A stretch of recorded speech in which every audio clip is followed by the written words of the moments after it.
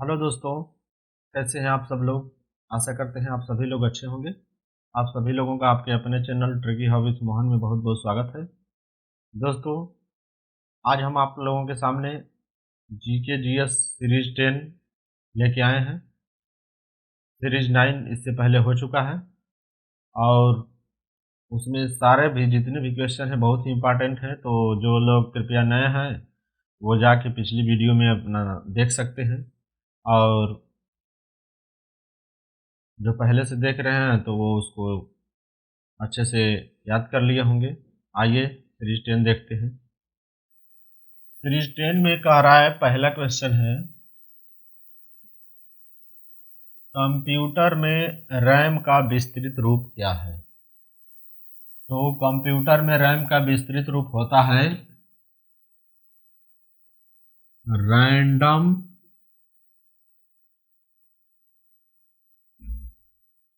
Access memory. Random access memory RAM को कहते हैं।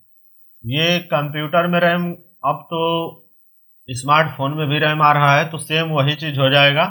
कंप्यूटर या स्मार्टफोन या मोबाइल जो भी दे दे कि रैम का विस्तृत रूप क्या है, तो रैंडम एक्सेस मेमोरी उसका भी यही हो जाएगा। इसको हिंदी में लिख लीजिए, रैंडम एक्सेस मेमोरी। ठीक। नेक्स्ट देखिए, कंप्यूटर में रोम रोम का विस्तृत रूप क्या है। तो रोम का विस्तृत रूप जो होता है वो होता है रीड ओनली मेमोरी। मतलब कि केवल ये रीड कर सकता है, read only memory, read only memory.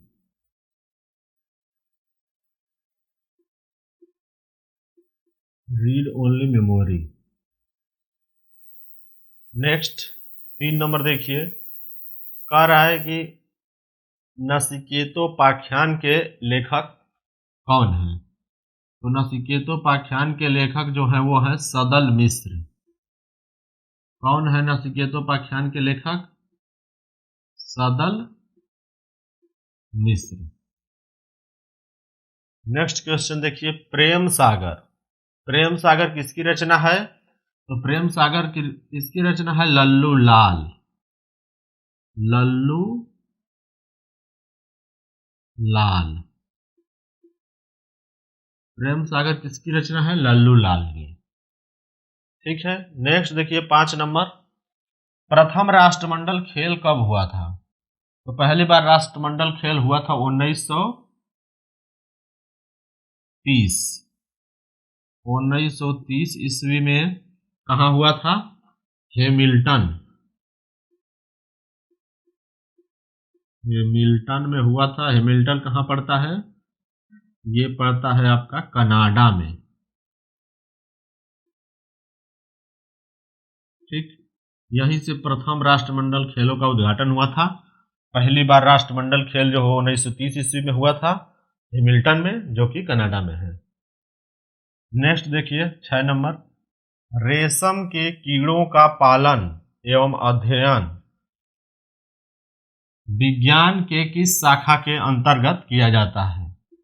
तो रेशम के कीड़ों का पालन विज्ञान के किस शाखा के अंतर्गत किया जाता है? सेरीकल्चर। सेरीकल्चर। सेरीकल्चर के अंतर्गत रेशम के कीड़ों का पालन एवं अध्ययन किया जाता है।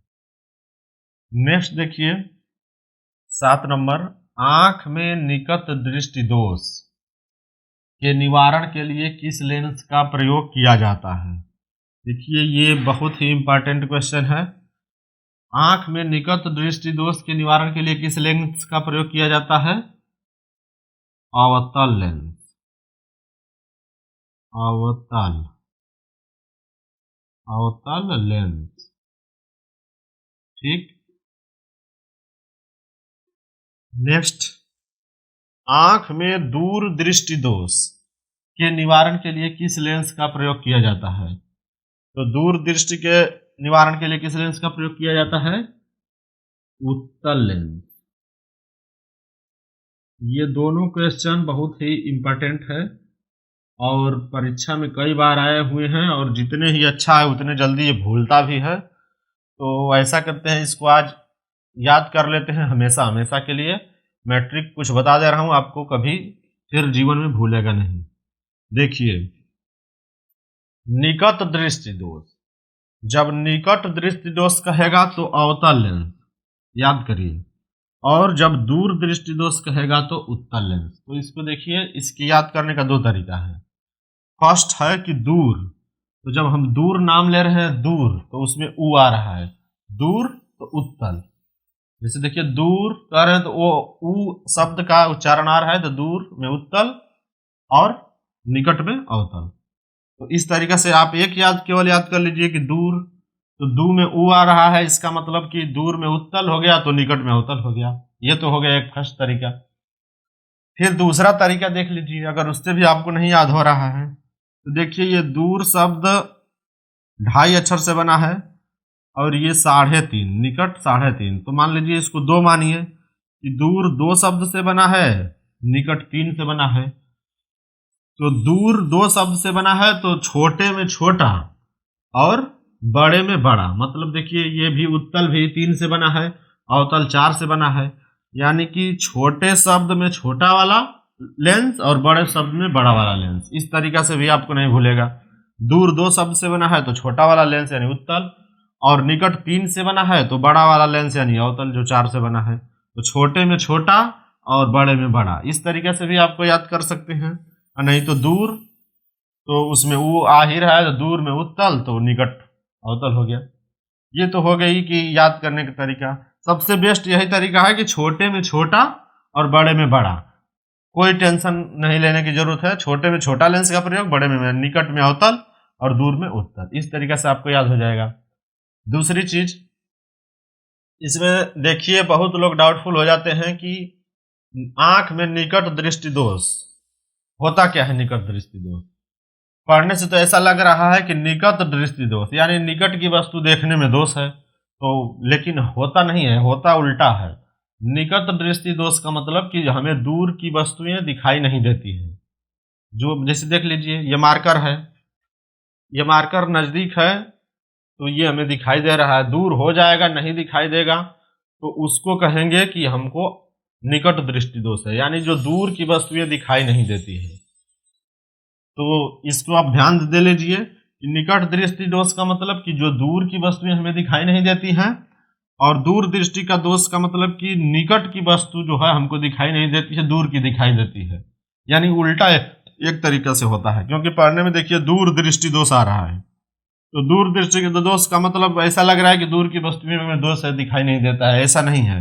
दूर दृष्टि दोष का मतलब कि हमें नजदीक की वस्तु दिखाई नहीं देती है, और निकट दृष्टि दोष का मतलब कि हमें दूर की वस्तु दिखाई नहीं देती है। तो निकट दृष्टि दोष में अवतल लेंस का प्रयोग करते हैं।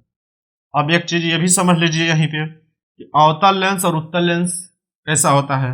जैसे मान लीजिए कि हम आंख के डॉक्टर के पास गए, अगर हमें निकट दृष्टि दोष है यानी कि दूर की वस्तुएं दिखाई नहीं देती हैं, वो हमारे चश्मे में अवतल लेंस लगा के देगा। तो अवतल लेंस कैसा होता है कि उसका जो सरफेस है वो नीचे धंसा हुआ होता है। जिस लेंस का सरफेस सतह जो है वो नीचे ऐसे धंसा हुआ होता है उसको अवतल बोलते हैं। और यदि दूर दृष्टि दोष है तो वो उत्तल लेंस लगा के देगा। तो उत्तल लेंस की जिसका ऊपरी भाग उठा हुआ उभरा हुआ होता है उसको उत्तल लेंस बोलते हैं। तो ये भी क्लियर कर लीजिए, निकट दृष्टि दोष में हमें दूर की वस्तुएं दिखाई नहीं देती हैं, और दूर दृष्टि दोष में हमें निकट की वस्तुएं दिखाई नहीं देती हैं। निकट दृष्टि दोष में अवतल लेंस का प्रयोग किया जाता है, अवतल लेंस जिसका सरफेस की धंसा हुआ होता है, और दूर दृष्टि दोष में उत्तल लेंस का प्रयोग करते हैं, उत्तल लेंस जो कि जिसका सतह उभरा हुआ होता है इस तरीका से, तो उसको उत्तल लेंस बोलते हैं। नेक्स्ट आइए देखिए 9 नंबर, सरिस्का पक्षी अभयारण्य कहाँ स्थित है। तो सरिस्का पक्षी अभ्यारण्य जो है ये राजस्थान में स्थित है। ये बहुत ही इंपॉर्टेंट क्वेश्चन है। राजस्थान, राजस्थान में सरिस्का पक्षी अभ्यारण्य कहाँ स्थित है? राजस्थान में। ये सीरीज 10 का 9 क्वेश्चन हो गया। अब आइए नेक्स्ट आगे वाला देखते हैं।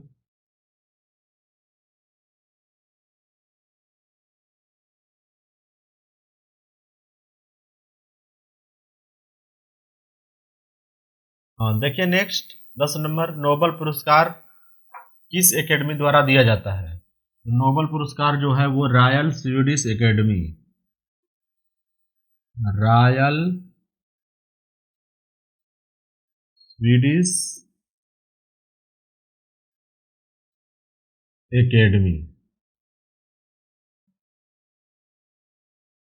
नोबेल पुरस्कार किस एकेडमी द्वारा दिया जाता है? रॉयल स्वीडिश एकेडमी द्वारा। व्हाइट हाउस क्या है? देखिए व्हाइट हाउस का नाम आप लोग बहुत सुने होंगे। व्हाइट हाउस क्या है? तो ये है अमेरिका के राष्ट्रपति का सरकारी निवास स्थान। अमेरिका के राष्ट्रपति का, अमेरिका के राष्ट्रपति का सरकारी निवास स्थान या सरकारी निवास।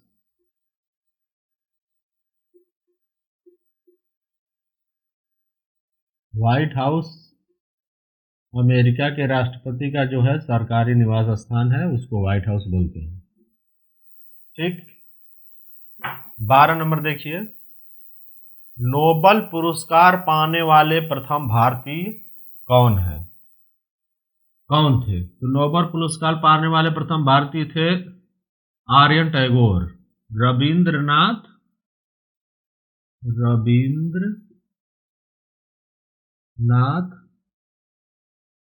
टैगोर।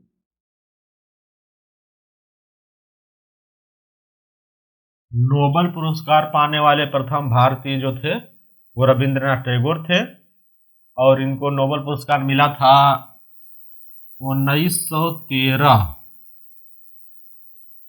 1913 ईस्वी में इनको नोबेल पुरस्कार मिला था।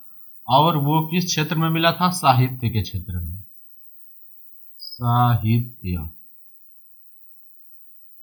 साहित्य के क्षेत्र में इनको नोबेल पुरस्कार 1913 में मिला था। और नोबेल पुरस्कार पाने वाले ये प्रथम भारतीय हैं रविंद्रनाथ टैगोर। 1913 ईस्वी में साहित्य के क्षेत्र में इनको नोबेल पुरस्कार मिला था। भारत का प्रथम चालक रहित विमान, जिसमें कि चालक नहीं ऑटो पायलट होता है, कौन है? भारत का प्रथम चालक रहित विमान कौन है? लक्ष्य। और ये 1992 से इसकी स्थापना हुई। भारत का प्रथम चालक रहित विमान लक्ष्य, और इसे शामिल किया गया 1992 में। नेक्स्ट देखिए, अर्थशास्त्र में नोबेल पुरस्कार पाने वाले प्रथम भारतीय कौन थे? तो अर्थशास्त्र में नोबेल पुरस्कार किसको मिला था? अमर्त्य सेन। इसके आगे डॉक्टर लगा लीजिए, ये डॉक्टर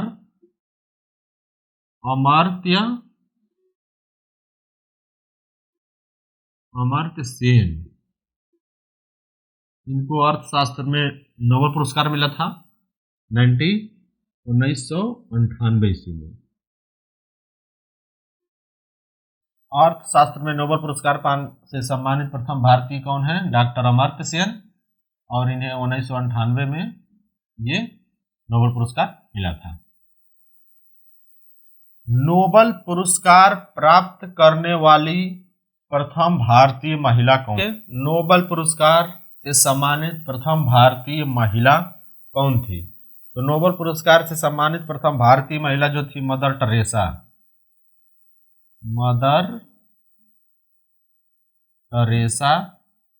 और इनको मिला था 1979 में।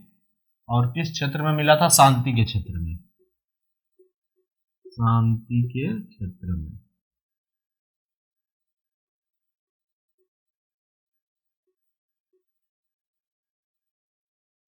नोबेल पुरस्कार पाने वाली प्रथम भारतीय महिला जो है वो मदर टेरेसा है, 1979 में मिला था शांति के क्षेत्र में। नेक्स्ट देखिए 16 नंबर, भारत रत्न प्राप्त करने वाली प्रथम भारतीय महिला इंदिरा गांधी।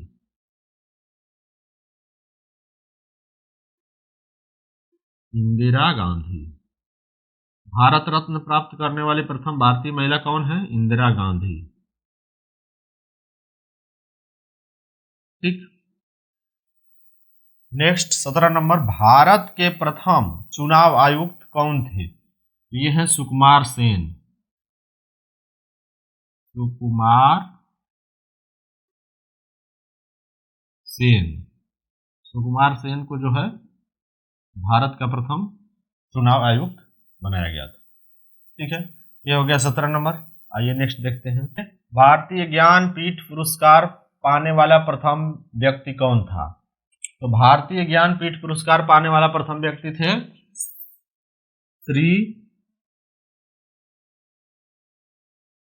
श्री शंकर कुरूप। नेक्स्ट देखिए 19 नंबर, भारतीय ज्ञानपीठ पुरस्कार पाने वाली प्रथम भारतीय महिला कौन थी? तो ये थी आशा पूर्णा देवी। आशा पूर्णा देवी। नेक्स्ट, इंग्लिश चैनल पार करने वाला प्रथम भारतीय कौन था? मिहिर सेन। कौन था इंग्लिश चैनल पार करने वाला प्रथम भारतीय? मिहिर सेन। नेक्स्ट, औरविले आश्रम पांडिचेरी में है। औरविले आश्रम की स्थापना किसने की थी? तो औरविले आश्रम की स्थापना कौन किया था? अरविंद घोष। अरविंद घोष। नेक्स्ट देखिए, न्याय 22 नंबर है, न्याय के दर्शन के संस्थापक कौन थे? तो न्याय के दर्शन के संस्थापक थे महर्षि गौतम। महर्षि गौतम न्याय के दर्शन के संस्थापक महर्षि गौतम थे।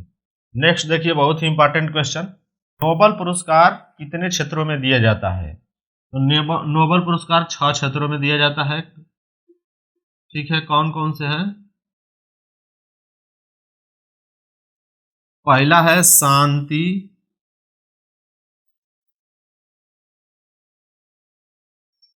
दूसरा साहित्य, शांति साहित्य, तीसरा रसायन,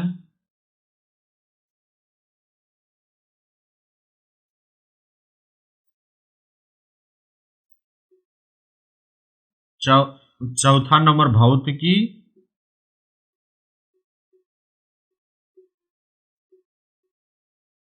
फिर चिकित्सा, पांच नंबर चिकित्सा, और छठा नंबर अर्थशास्त्र। अर्थशास्त्र 6 हो गया। नोबेल पुरस्कार 6 क्षेत्रों में दिया जाता है, कौन कौन से हैं? तो पहला शांति, दूसरा साहित्य, तीसरा रसायन, चौथा भौतिकी, पांचवा चिकित्सा और अर्थशास्त्र। नोबेल पुरस्कार इन 6 क्षेत्रों में दिया जाता है, शांति, साहित्य, रसायन, भौतिकी, चिकित्सा, अर्थशास्त्र।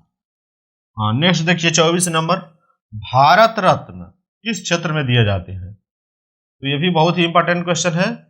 भारत रत्न तो कला, साहित्य एवं विज्ञान के क्षेत्र में।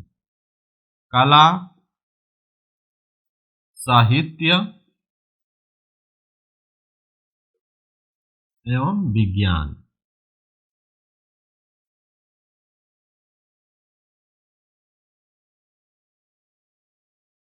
कला, साहित्य एवं विज्ञान के क्षेत्र में। ठीक, ये हो गया 24। अब नेक्स्ट आइए देखते हैं।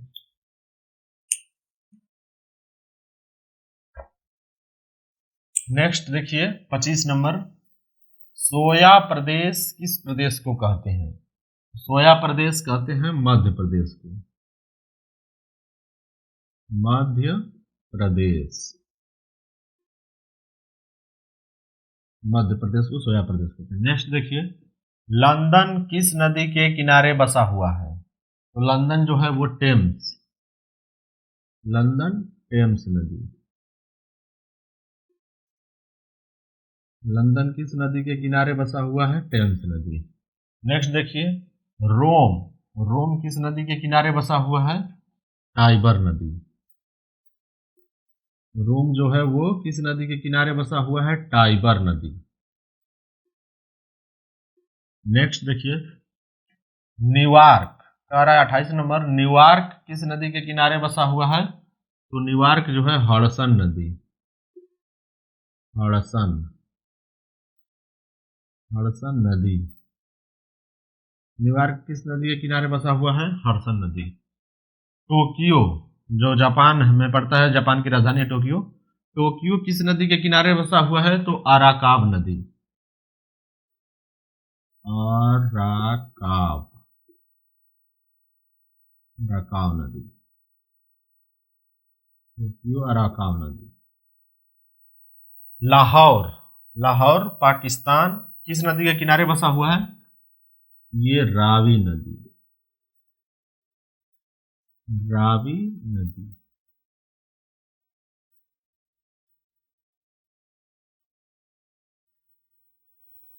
इस प्रकार दोस्तों सीरीज 10 का 30 क्वेश्चन कंप्लीट हो गया।